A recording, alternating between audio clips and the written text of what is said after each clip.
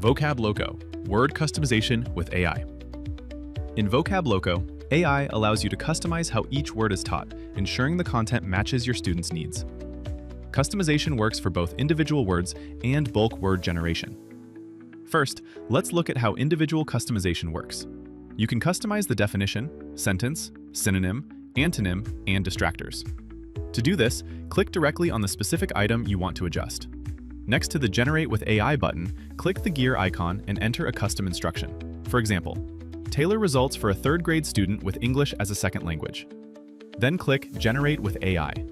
The AI will take your additional instruction into account when generating the content. You can repeat this same process in other fields as needed. If you would like to keep your custom instruction as a saved template, follow the same steps and click Save. This way, you will not need to retype it each time. You can edit these saved instructions anytime using the Custom AI Instructions button at the top of the screen.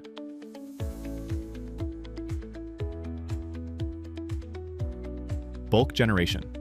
To generate customized content in bulk, access the AI icons related to the type of content you want to create. In this example, we will generate customized sentences. At the bottom of the panel, you will see a text field where you can refine your prompt. If you previously saved an instruction, it will automatically load.